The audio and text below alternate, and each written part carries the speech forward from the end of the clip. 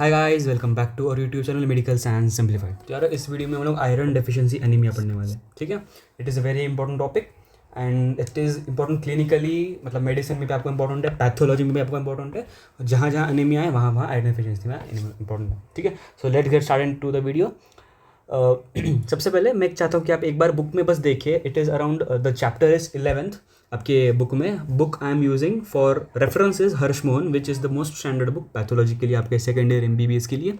सो एक बार उस बुक में ज़रूर देख लेना कि बुक का एक बार ओवरव्यू ले लेना, मतलब ऊपर ऊपर से देख लो 2 मिनट में कि क्या क्या टॉपिक्स है। फिर have look at this video, फिर ये वीडियो देखना और फिर एक बार आपके टेक्स्ट बुक वापस देखना, थोड़ा आराम आराम से, मतलब ओवरव्यू नहीं ऑब्वियसली। तो इन 3 चीज़ों भी कर लोगे, इन 3 स्टेप्स के बाद you will be done with your whole topic. ठीक है, this is a very important topic again clinically. Anaemia, हमें पता है अनीमिया क्या होता है। Anaemia is the reduced haemoglobin concentration. ठीक है, anaemia is defined as reduced haemoglobin concentration in blood below the lower limit. ठीक है, अपर लिमिट किसी भी चीज़ की लोअर लिमिट है तो इसके नीचे चला गया for a specific gender and age, then it is terms as anaemia. ठीक है, तो मैंने शॉर्ट में लिखा reduced haemoglobin concentration. Values of normal anaemia, this is the normal anaemia का वैल्यूज़ हमेशा ध्यान रखना, ग्राम पर डेसीलीटर होता है। ठीक है, डेसीलीटर इज 100 ml या 0.1 लीटर। ठीक है, बहुत लोग कंफ्यूज कर देते हैं, इसको लीटर बोल देते हैं, ML बोल देते हैं, तो this is a very wrong. Gram तो आपको पता ही है। So this unit you should remember. ठीक है, बर्थ पे होता है 17+1, मतलब 17-18 के अराउंड हेल्दी नॉर्मल। चिल्ड्रन का इज 11.5।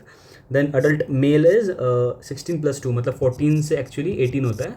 और अलग अलग बुक्स में अलग अलग दिया होता है, बट ऑब्वियसली पैथो के एग्जाम में आपको पैथो का ही बुक का लिखना पड़ेगा, दैट टू पैथो का स्टैंडर्ड बुक का। Adult female it is 13+2। एक अप्रॉक्स बताऊँ तो आपको मैं 12 से 16 होता है। ठीक है, सो मतलब इससे 2 हटा दो, तो यहाँ से 2 हटा दो, यहाँ से 2 हटा दो। ठीक है, प्रेग्नेंट वुमेन और अडल्ट वुमेन प्रेग्नेंट वुमेन में थोड़ा कम हो जाता है। ठीक है, वुमेन इन प्रेगनेंसी में। सो पैथोफिजियोलॉजी क्या है, ठीक है, देखो अभी आपको पता है कि अनीमिया क्या है, रिड्यूस्ड हीमोग्लोबिन कंसंट्रेशन। तो 3 चीज़ों की वजह से आपका, एक्चुअली 4 चीज़ों की वजह से आपका हो सकता है। पहली चीज़ is increase release of oxygen from haemoglobin. ठीक है, increase release of oxygen from haemoglobin, increase blood flow to tissue. अब ये लिख लो आप। ठीक है, आपके बुक में दिया होगा वैसे, हाँ दिया हुआ है मेरे को पता है। उसके बाद आपका मेंटेनेंस ऑफ ब्लड वॉल्यूम। ठीक है, और रीडिस्ट्रीब्यूशन ऑफ ब्लड फ्लो। ठीक है, redistribution and blood flow. Now clinical features क्या होंगे, क्लिनिकल फीचर्स। ठीक है, पेशेंट आएगा तो व्हाट फीचर्स ही और she would present the anaemic patient.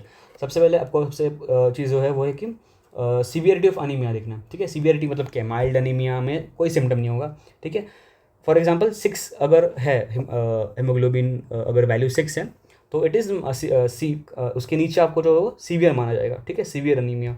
इसका एज ऑफ पेशेंट इंपॉर्टेंट है। ठीक है, उसका ऑक्सी हीमोग्लोबिन डिस्ट्रीब्यूशन को आपको देखना है। और पेशेंट के जो क्लिनिकल फीचर्स होंगे, दे विल बी टायर्डनेस, क्योंकि RBC कम है तो आपका ब्लड, मतलब oxygen being delivered to the tissues would also be less. उसके बाद लेथार्जी, सेम लगभग सेम ही चीज़ है। ठीक है, उसके बाद आपका आएगा हेडेक, एंड हेडेक के बाद आपका आएगा फटीगेबिलिटी ईजिली फटीग हो जाता है पेशेंट, मतलब कोई काम करना एक्सरसाइज करें तो जल्दी थक गया वो ऐसे। ठीक है, नाउ विल बी देखो इसके साइंस क्या है। सबसे पहले पैलर। ठीक है, मैं शॉर्ट में लिख रहा हूँ क्योंकि ये आपको पता होगा, आप या सुनो मेरी बात, आप खुद एक नोटबुक, मतलब मेरी बात सुन के नोटबुक पे लिख लेना, नोट इट डाउन। ठीक है, पैलर, तो इससे आपका रिवीजन भी हो जाएगा, you will be having ready notes for exams. ठीक है, ready to go notes. Pallor क्या होता है, pallor is the most common sign, it is the most common sign and it is seen in mucous membrane. जैसे doctor के पास आप जाते हो तो ही और she the doctors check your conjunctiva. ठीक है, लोअर पालपेबर कंजंक्टिवा और योर क्या कहते हैं इसको, नेल्स दिखते हैं, and they analyse those things, and वो एक अनुमान लगाते हैं, एस्टिमेट लगाते हैं कि do if or not the pallor is present or not. ठीक है, CVS में आपका देखेंगे टैकीकार्डिया है क्या, टैकीकार्डिया होता है। ठीक है, this is a very common symptom CVS में। ये आपका पैलर हो गया, ये CVS में हो गया। CNS में मोस्टली तो फेंट अटैक्स आएंगे, मतलब अचानक से पेशेंट है ना फेंट हो गया बेसिकली, मोस्टली ये ओल्डर एज में होता है। ठीक है, इसके बाद रिप्रोडक्टिव सिस्टम में मेंस्ट्रुअल डिस्टर्बेंसेस, रिप्रो में मेंस्ट्रुअल डिस्टर्बेंसेस ऑब्वियसली वुमेन में ऑलरेडी। और उसके बाद GI में आपका एनोरेक्सिया आ सकता है। What is anorexia, reduced, very diminished, मतलब बहुत कम हो गया पेशेंट का डाइट। उसका नोजिया, फिर कॉन्स्टिपेशन मतलब बेसिक लेमन लैंग्वेज में ही और she is unable to pass tools. ठीक है, एंड वेट लॉस हो सकता है पेशेंट का। सो दीज वर सिम्टम्स, ठीक है। इसके बाद what test you ask, haemoglobin estimation obviously, फिर आप उसको पीबीएस एग्जामिनेशन बोल सकते हो to see if any type of cellular abnormality are present, जैसे सिकल सेल एनीमिया है ऐसा, तो वो पता चल जाएगा आपको। इसके बाद आप E S R is also important, right. Erythrocyte क्या होता है, इमेच्योर आरबीसी जो होता है ना, आरबीसी है वो आपकी एक, देखो आरबीसी अडल्ट होने से पहले इमेच्योर होते हैं, ऑब्वियसली कोई भी चीज़ अडल्ट होने से पहले जुवेनाइल स्टेज में होती है, जब वो इमेच्योर होते हैं तो उसको हम लोग रेटिकुलोसाइट बोलते हैं, ठीक है। नॉर्मली ये 0.5 to 1% होता है ब्लड में, मतलब अगर समझो लो 200 आरबीसी है तो उसमें से 1 या 2 आपके रेटिकुलोसाइट होंगे, मतलब इमेच्योर होंगे, जो विच विल बी सर्कुलेटिंग, ठीक है, in the blood obviously. Moving on towards classification of anaemia, important चीज़ है तो ध्यान से सुनना। देखो एनीमिया होता क्यों है, सबसे पहले एक एनीमिया क्या है, एच बी कम। एच बी कम क्यों हो सकता है, एक तो आपका, अब एच बी कहाँ होता है, ठीक है, एच बी कहाँ होता है, आरबीसी में होता है, ठीक है, आरबीसी कहाँ होता है, ब्लड में होता है। ये चीज़ अगर आपने समझ ली ना, कसम से बोल रहा हूँ मैं आपको, एनीमिया समझ गया, क्लासिफिकेशन पूरा का पूरा। देखो फिर से एक बार, एच बी कम क्या होता है, एनीमिया होता है, ठीक है, anaemia. H B is haemoglobin is a what, pigment, it is a blood pigment, कहाँ होगा, आरबीसी में, आरबीसी में हीमोग्लोबिन होगा। आरबीसी कहाँ होता है, ब्लड में होता है, ठीक है। तो अगर ब्लड कम होगा तो आरबीसी कम होंगे, आरबीसी कम होंगे तो एचबी कम होगा, सिंपल चीज़ है। अब आरबीसी ब्लड कम कब हो सकता है, जब ब्लड को लॉस हो रहा हो, ठीक है, कोई एक्सीडेंट हो गया, ट्रॉमा हो गया, या किसी वुमेन को हाई मेंसेस हो रहे हैं, मतलब बहुत ब्लीडिंग हो रहा है मेंस्ट्रुएशन में, तो ब्लड लॉस हो रहा है बॉडी से, तो this could be a reason. अब ये दो टाइप का, acute blood loss, chronic, long term is chronic. Second, अब इम्पेयर्ड मतलब ब्लड लॉस नहीं हो रहा लेकिन जो सेल बन रहे हैं ये इम्पेयर्ड है, so they are not able to cope up with the required amount of haemoglobin, okay. So impaired क्या कहते हैं इसको हम लोग, जैसे cell production, red cell production, ठीक है, आरबीसी बोल लो, प्रोडक्शन, ठीक है, रेड सेल प्रोडक्शन। अब इसमें कहीं है जैसे कि डिफेक्ट इन स्टेम सेल हो सकता है, या कंजेनाइटल हो सकता है, मतलब पैदाइशी, देखो the patient is having anaemia since birth, congenital. Third could be your anaemia. अब देखो ये सब हो गया। अब देखो ब्लड बराबर है, आरबीसी बराबर है, हेमोग्लोबिन बराबर है, लफड़ा ये है आरबीसी टूट रहे हैं, आरबीसी का लाइसिस हो रहा है, ठीक है। व्हाट इज लाइसिस, टूटना, अपने लेमन लैंग्वेज में, ठीक है, टूटना ऑफ आरबीसी इज लाइसिस, तो it is haemolysis. So third reason क्या हो सकता है एनीमिया क्लासिफिकेशन का, anaemia due to increased red cell, RBC बोल, red RBC destruction. This could be extrinsic, इतना डिटेल में नहीं पूछेंगे आपको, बीइंग यूजी स्टूडेंट नहीं पूछेंगे, डोंट वरी। इंट्रिंसिक इतना पता होना चाहिए कि एक्यूट क्रोनिक दो टाइप का होता है और एक्सट्रिंसिक इंट्रिंसिक दो टाइप का होता है, ठीक है। अगर मैं और आपको बताता है, इसको एक्स्ट्रा कॉर्पस्क्यूलर बोलते हैं, corpuscular and this is intra corpuscular, जो भी है आपका नाम, ठीक है। इसके बाद this was your morphological, now being getting on sorry this was your pathophysiologic, this is morphology. Morphology क्या होता है, किसी भी चीज़ का size, shape. What is morphology, morphology of flowering plants था एनसीईआरटी में, साइज शेप इज मॉर्फोलॉजी। तो देखो 3 टाइप का होता है। एक सबसे पहली चीज़ माइक्रोसाइटिक, मतलब, और बताता हूँ हाइपोक्रोमिक। देखो जैसे हम कोई भी चीज़ को बताते हैं कि भाई ये साइज़ कैसा है, इसका शेप कैसा है, ठीक है, लेकिन हम लोग आरबीसी को बता सकते हैं कि उसमें उसका साइज़ कैसा है और पिगमेंट कैसा है, मतलब पिगमेंट कम है, ज़्यादा है, नॉर्मल है, साइज़ कम है, नॉर्मल है, ज़्यादा है।